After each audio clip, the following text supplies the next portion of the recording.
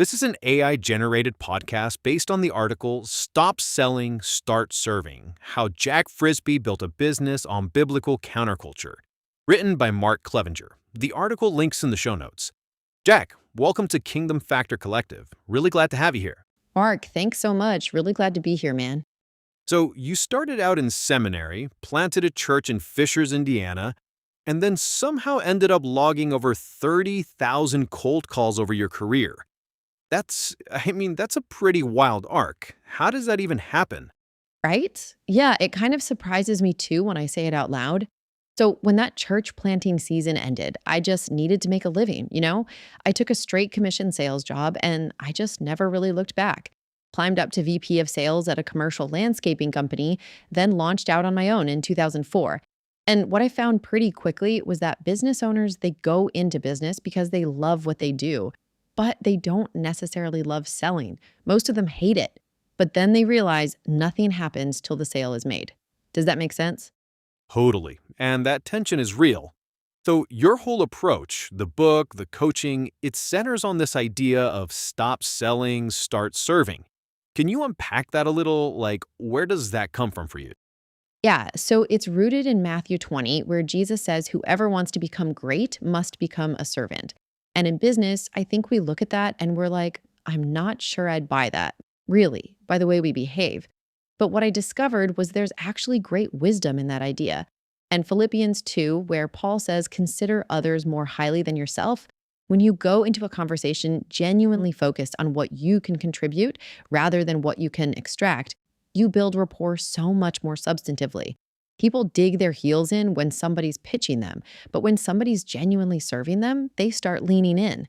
And here's the thing, I teach this to clients who may never open a Bible, and it still lands because it's also just good psychology. Who would have thought? I think Jesus kind of knew that.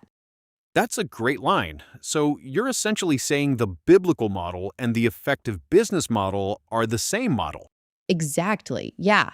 And look, I've logged more than 30,000 cold calls.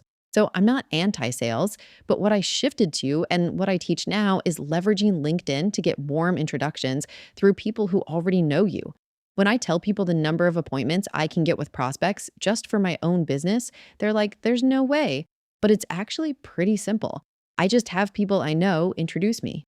Okay, so I want to ask about a decision you made a few years ago because this one really caught my attention. You walked away from fractional VP of sales contracts, $4,000 to $6,000 a month, to serve solopreneurs in small cohort groups at around $250 a month.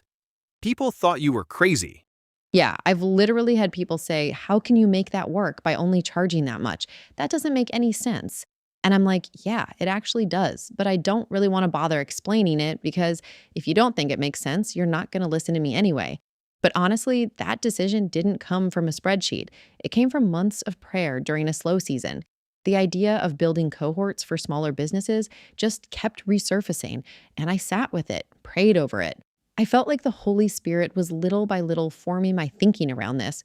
How could I do it? And if I did, how would it work? By the time my existing contract wound down, the path was clear. The world calls that leaving money on the table. I call it obedience. Obedience. That's a word with some weight to it. And I think that connects to something you talk about in your coaching, this idea of the biggest threat to the Christian business leader. What is that in your experience? It's time. The number one thing I see people getting swept up in is just time. They're so busy all of the time. And I think the enemy is behind that. We set out to do this thing, whatever it is, and we want to serve the Lord in that. But if we're not really, really careful, we just get busier and busier. It's like a flywheel. It just starts going faster and faster.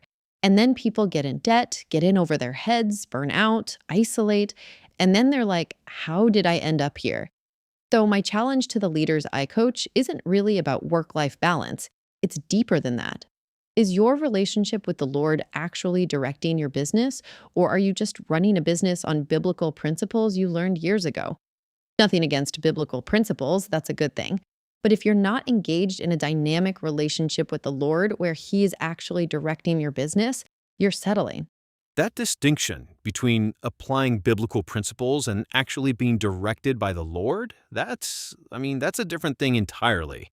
Okay, last thing I want to touch on, because the stories from your peer advisory groups are remarkable. There's one where a member closed two deals worth roughly $1 million in one afternoon, and another man who's been sober 6 years, whose journey started inside the community. One guy even said the group had become his church. What do you make of that? So I'm always careful to say I'm not discouraging anyone from attending church, but I understand what he meant. In a typical worship service, everybody's facing forward. You're not really in relationship with each other. My least favorite words in church are, "we'll see you next week," because that can become a mindset. In these groups, we're around a table, engaged with each other. And over time, you get more and more intelligent about each other's businesses and lives. Nobody else can give that input. Nobody. And here's the thing, in most church small groups, talking about business is practically taboo. But for most leaders, work consumes the majority of their waking hours. If the only place you can bring your whole life, your business, your calling, your struggles, is a peer advisory group, then that group becomes something sacred. Something sacred, Jack. That's a great place to land. Thank you so much for sharing all of this. The story, the framework, the conviction behind it. Really appreciate it. Bark, it's been a pleasure, man. Really. If this conversation resonated with you, check out the show notes for the full article and links to Jack's work. We'll see you next time on Kingdom Factor Collective.